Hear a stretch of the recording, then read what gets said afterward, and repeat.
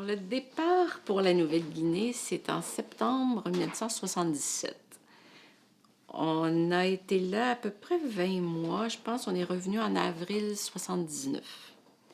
Au départ, on partait pour un an, mais on a prolongé. Étant donné que j'avais réussi à passer les examens de doctorat avant de partir, on allait donc chacun avec nos projets. Comme prévu, finalement, ça a pu se réaliser dans la région de Wao-Boulolo. C'est une région où les explorateurs allemands, un explorateur allemand était allé dans les années 1915-20. Par la suite, il y a eu des prospecteurs qui sont allés dans les années fin des années 20, début des années 30, là, je peux me tromper sur les dates, et ils ont découvert des gisements d'or. Et très, très rapidement, ça a provoqué une ruée vers l'or dans cette région-là qui était qui était très habitée, mais où il n'y avait pas d'établissement colonial, disons. Ça avait été colonisé par les Allemands et après ça par les Anglais, et Australiens. Donc, la ruée vers l'or réel a provoqué un afflux de travailleurs migrants d'autres régions de Nouvelle-Guinée, la construction d'une piste d'un aéroport, la construction d'une petite ville pour la compagnie minière New Guinea Goldfields qui s'est occupée de développer les gisements d'or. Des Australiens, des Anglais, tout ça sont venus s'établir là comme ingénieurs ou comme administrateurs, pilotes d'avion, commerçants, planteurs de café, etc. Donc, avec le développement de la petite région pour les mines, se sont développées des plantations de café un peu. C'est petit quand même, ça restait petit, mais c'était... La piste d'atterrissage a été, pendant une certaine période des années 30, celle où il y avait le trafic aérien le plus intense dans le monde, je pense. Parce qu'ils amenaient de l'équipement, ils ramenaient des hommes, ils ramenaient des denrées, ils ramenaient de l'or. Il y avait vraiment un trafic très, très important. Quand nous, on est allés, c'était tombé depuis facilement 20 ans, je pense 15-20 ans. Ça avait beaucoup, beaucoup diminué. Il y a eu la guerre, la Deuxième Guerre mondiale, qui s'est rendue jusque-là. Les Japonais se sont rendus presque là. Les Australiens, Américains, je pense, ils sont allés. Il ne faut pas que je fasse d'erreur.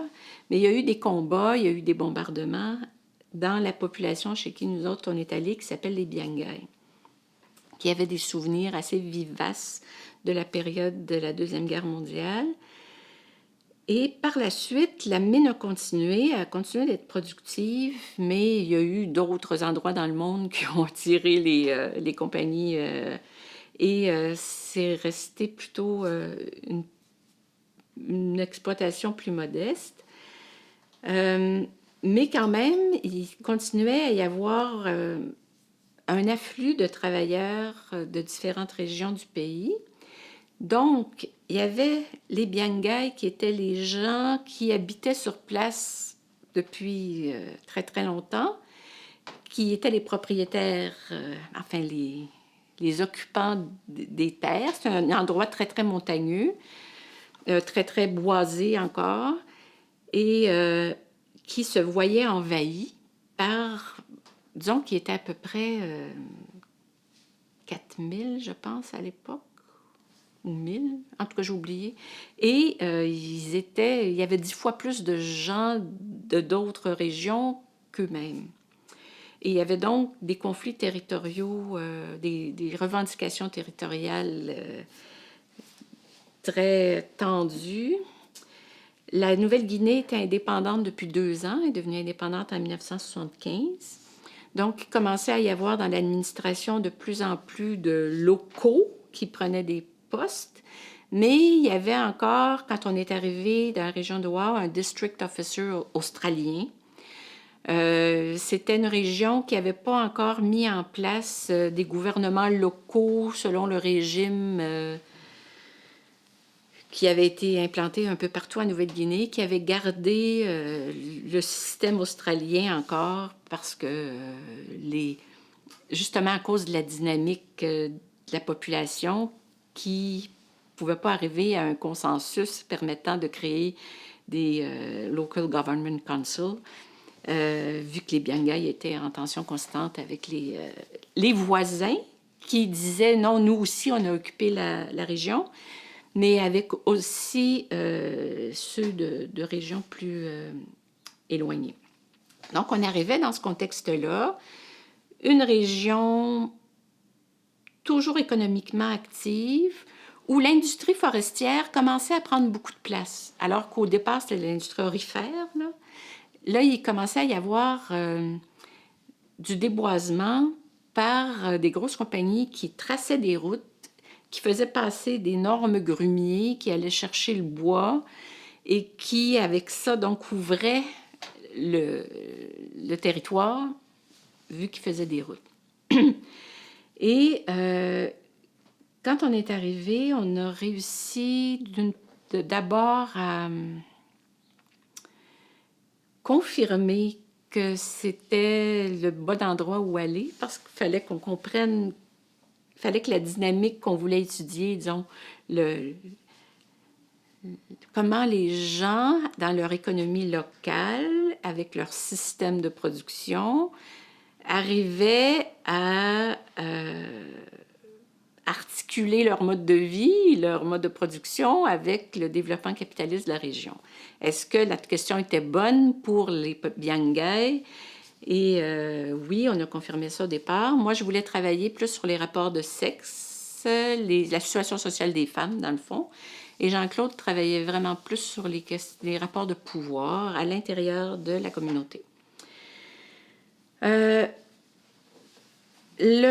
L'arrivée s'est faite, si on parle plus sous l'angle très concret de comment on entre sur un terrain, s'est faite très en douceur.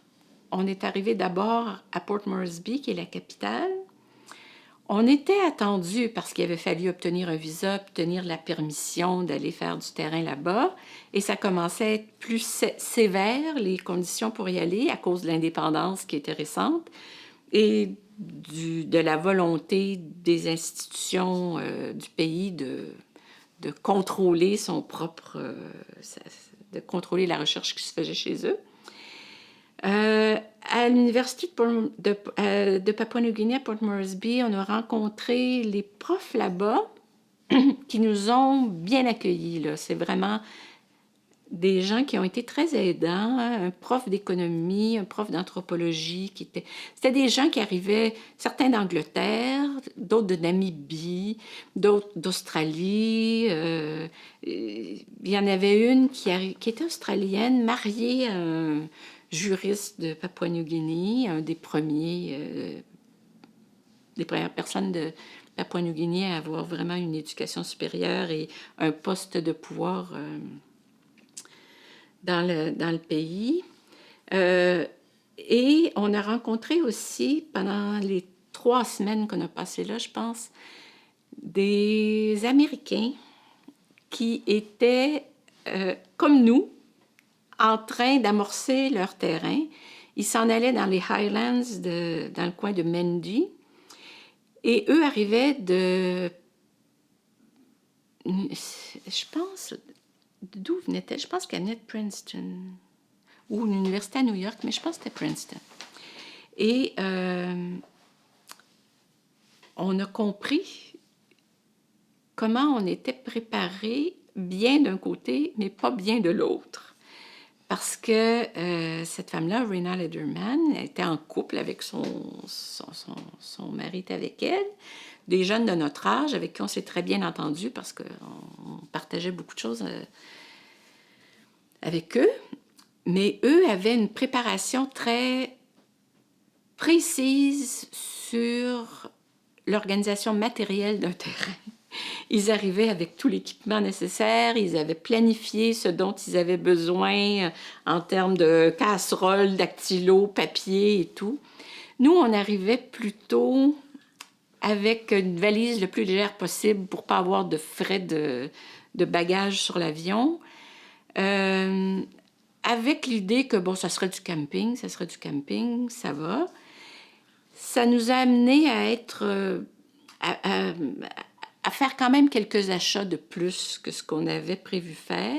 On n'a pas été aussi bien équipés qu'eux, mais quand même, en parlant avec eux, on a compris à quel point certaines personnes arrivaient sur le terrain avec une logistique pas mal plus élaborée que d'autres. Nous autres, on avait été bien préparés sur un autre point, qui était le pidgin. On parlait déjà pidgin en arrivant. Pas très bien, mais on avait eu par Gillian Sankoff, qui était notre directrice de thèse, qui parlait pidgin et qui avait travaillé un peu au niveau linguistique sur le pidgin. On avait eu des cours. Elle nous avait rencontrés à chaque semaine pendant quelques mois pour nous donner des bons rudiments de pidgin. Et c'était la langue de contact dans tout le pays. Les Biangais, il y avait 1000 personnes qui parlaient le Biangais. Les personnes âgées ne parlaient que le Biangais, mais les adultes et les enfants parlaient tous pidgin. Dans la ville de War, c'était un melting pot de plusieurs origines. Ça, c'était la petite ville, une petite ville d'à peu près 1000, 2000 habitants. Là aussi, c'était le pidgin qui était la langue de communication, à Port Moresby aussi. Donc, ça a été très utile. On a été capable de devenir de très bons locuteurs du pidgin rapidement à cause de ça. Ça nous a beaucoup servi. Le fait qu'on était francophone nous a beaucoup aidés aussi parce qu'on le parlait sans s'imaginer que c'était du mauvais anglais. Donc, on le parlait beaucoup mieux que les Australiens ou les Anglais qui vivaient là-bas, qui avaient plus de difficultés à saisir l'esprit de la langue, disons. On avait rapidement appris, et ça nous a été toujours utile, pas juste parce qu'on communiquait plus facilement, mais parce que les gens étaient très contents qu'on puisse parler comme eux. Ils nous trouvaient plus sympathiques de parler pidgin, de bien parler pidgin. Et ça, c'est inestimable là, quand même, parce que on s'en rendait pas compte, mais c'est Jean-Claude à qui c'était arrivé une fois d'aller frapper à une porte, de parler à travers la porte, et d'après de se apercevoir que la femme à qui il parlait ne savait pas qu'elle parlait à un blanc. Puis c'est un pays où quand on arrivait, là, on se faisait appeler Masta. Le clivage blanc-noir était encore très fort. C'était vraiment comme si on était encore au temps des colonies, là. Et se dégager de ça, puis réussir à parler autrement que ceux qui, malgré eux, perpétuaient l'image de l'Australien qui chef de plantation et tout. C'était des gens tous très bien, là, mais malgré eux, ils portaient cette image-là du colonisateur. Puis ça, on a réussi à s'en dégager un peu grâce au fait qu'on était francophone. Donc, ça, c'était la préparation qu'on avait. Quand on est arrivé dans la région d'Ouar, on a rencontré le district officer qui était australien, qui se préparait à quitter. Ça faisait de nombreuses années qu'il était là, qui nous a aidés à identifier quelle personne aller voir chez les Biangais, quel était l'aîné le plus important à contacter. On a logé au début dans un au Wow Ecology Institute. C'était un organisme financé par le Smithsonian Institute, je pense, qui hébergeait des ornithologues, des entomologistes, des gens qui s'occupaient d'écologie et qui avait une espèce de petite hôtellerie. Et là, il y avait un entomologiste canadien qui était de passage avec sa famille pendant un sabbatique, qui avait loué un 4x4 et qui nous avait amenés par la route. Il y avait une route qui se rendait jusqu'au village, mais une route de chantier, là. Et il nous avait amenés là la première fois. Les autres fois, on y allait à pied. C'était à peu près 2-3 heures de marche. Et on a contacté ces gens-là qui étaient bien d'accord à ce qu'on aille vivre parmi eux. On a expliqué ce qu'on voulait faire, mais ils ne savaient pas très bien comment nous intégrer parmi eux. Finalement, on a eu un contact lors des auditions pour là ça me vient en anglais, land hearings, des querelles territoriales qui avaient provoqué une espèce de procès et ça se tenait à Wow. Puis il y avait plein de gens assis par terre qui allaient témoigner pour défendre leurs droits territoriaux. Nous, on est allés suivre ça un peu, puis on était assis par terre aussi dehors. Et il y avait des Biangai qui étaient là, qui allaient défendre leurs points. Et il y a un homme qui est venu nous voir en disant « Et puis, quand est-ce que vous venez vous devriez venir à Biawan.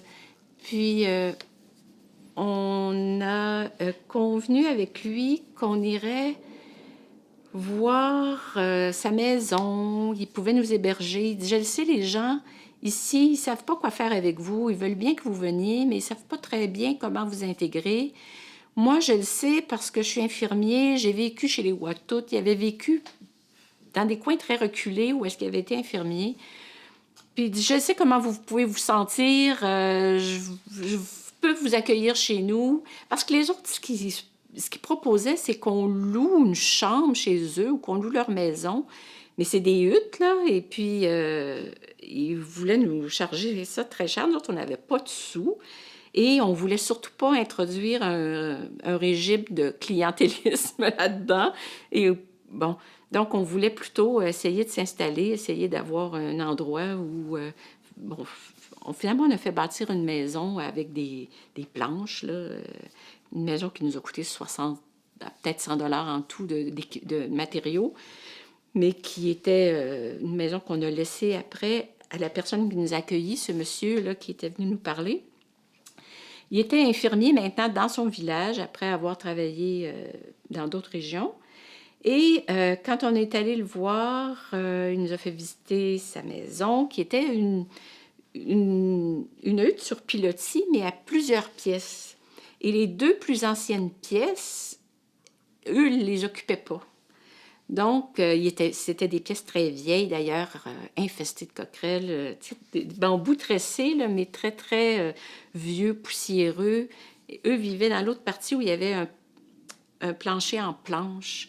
Nous, c'était des bambous juste posés sur les petites poutres, là. Mais c'était 2 belles pièces, là, c'était bien. Alors, il dit, vous pouvez rester là. Avec ma femme, mes enfants, je vais être votre père, ma femme va être votre mère, vous allez avoir vos frères et sœurs, et vous allez faire partie de la famille. Je vais vous présenter mes frères qui vont être vos papas. Donc, on est rentré dans le système de parenté à peu près automatiquement en acceptant d'aller vivre avec lui. Et ça donnait que c'était l'aîné de sa famille. Son père était décédé depuis plusieurs années et il y avait un ascendant sur l'ensemble de ses cousins et frères et il utilisait à bon escient son ascendant. Donc, il y avait une capacité d'imposer notre présence, disons, mais il l'a fait avec de diplomatie, je pourrais dire, de sorte que ça n'a pas été dérangeant pour nous, même s'il fallait quand même se protéger contre le fait qu'il nous accapare trop. Une des façons de se protéger, ça a été d'insister, d'insister, d'insister pour qu'on puisse finalement faire construire une maison. Parce que vivre dans sa maison à lui, ça nous isolait d'un réseau de personnes qui étaient importants à fréquenter et à connaître, mais qui étaient un peu en compétition avec lui. Cependant, on a fait construire cette maison-là juste à côté de la sienne, et puis on est resté dans son aire d'influence néanmoins. Moi, j'ai travaillé beaucoup sur, comme je voulais comprendre plus la situation sociale des femmes, j'ai travaillé beaucoup dans les jardins. Donc, je partais, il y avait une jeune fille, bon, maman, elle avait mal au dos beaucoup, elle n'était pas en très bonne santé. Donc, elle travaillait dans les jardins, mais pas énormément. Donc, je ne travaillais pas vraiment beaucoup avec elle. Mais sa fille, qui avait à peu près 18 ans, elle était d'âge, était vraiment très active là, au niveau de l'horticulture. Puis eux, c'est de l'horticulture sur brûlis. Alors, c'est une région très, très montagneuse, c'est à peu près à 4000 pieds d'altitude. Très... leur mode d'occupation du territoire, c'était une société cognatique. Donc, hommes et femmes héritent de leurs pères et mères de droits territoriaux sur des parcelles de terrain qui sont dispersées dans le territoire. Donc, chaque personne, pour activer ses droits territoriaux sur les parcelles de terrain où il y a la possibilité d'aller, doit se déplacer au cours de l'année et d'une année à l'autre dans des régions différentes du territoire. Donc, s'ils défrichent un jardin d'igname dans telle section, mais ils peuvent en défricher un autre dans telle autre section aussi, parce que ça, c'est sur le terrain de ma mère, ça, c'est sur le terrain de mon père. Et puis, ils partagent, plusieurs personnes défrichent sur un même lot en découpant des bandes. Donc, c'est des occupations collectives, mais chaque personne sait très bien quelle est la bande de terrain sur laquelle elle a planté ou semé et sur laquelle elle peut récolter. Et il y a ces portions-là, pour ce qui est de l'horticulture sur brûlis, la principale culture, c'est la patate douce, mais la culture fortement identitaire, c'était l'igname. Donc, il continuait, même s'il mangeait de moins en moins d'igname, à toujours planter les jardins d'igname parce qu'il y avait des aspects cérémoniels et il y avait des aspects culturels très forts. Mais il y avait aussi des parcelles de terrain pour les caroucas. Ça, c'est un arbre qui produit des noix. Là, j'ai oublié c'est quoi le nom anglais ou français pour ça. Dans la montagne plus haute, où ils avaient planté ces arbres-là, puis ils récoltaient à une certaine période de l'année les noix. Il y a des portions aussi pour le bambou, qui sert à la construction des maisons, qui sert à cuire aussi la nourriture. Il y a des portions pour les bananiers. Bon, donc, ils occupent le territoire d'une façon difficile à comprendre tant qu'on ne comprend pas le système de parenté, parce que chacun active des droits territoriaux multiples et navigue avec ça d'une année à l'autre.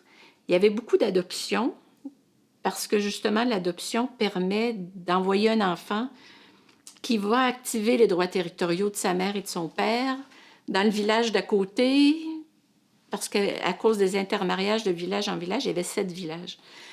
Ça peut très bien faire qu'une femme s'en va vivre dans un autre village et ses droits territoriaux sont difficiles à activer si elle n'envoie pas un de ses enfants le faire pour elle.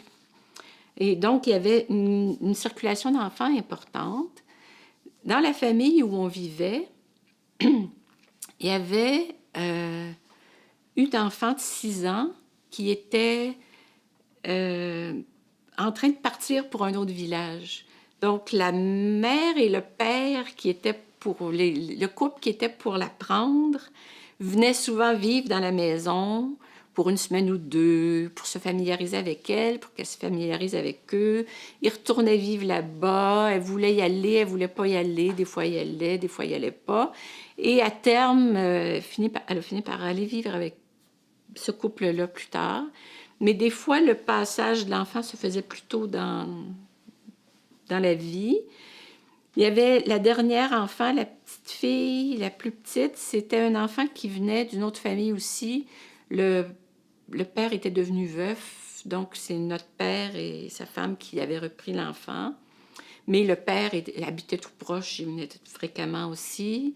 Il y avait une des filles qui était la fille que notre papa avait eue avec une autre femme pendant que sa femme était en sanatorium sur la côte parce qu'elle avait eu la tuberculose. Elle a passé 2 ans dans une espèce de dispensaire ou une espèce de petit hôpital pour tuberculeux. Pendant ces 2 années-là, ils étaient un jeune couple. Ça faisait pas longtemps qu'ils étaient mariés. Lui s'était mis en couple avec une autre femme qui avait eu un enfant avec lui. Et quand sa femme est revenue, il retournait avec sa femme parce que c'était elle qui voulait, mais il avait pris la fille qu'il avait fait avec l'autre personne. Donc, il y avait, je dis ces détails-là, mais pour montrer que les familles étaient composites et dans chaque famille, je pourrais raconter des histoires comme ça de circulation d'enfants. À l'époque, je ne pensais pas du tout à travailler sur la circulation des enfants, mais par après, cette expérience-là m'a aidée quand j'ai travaillé sur l'adoption à saisir des éléments, des logiques qui sont derrière la circulation des enfants.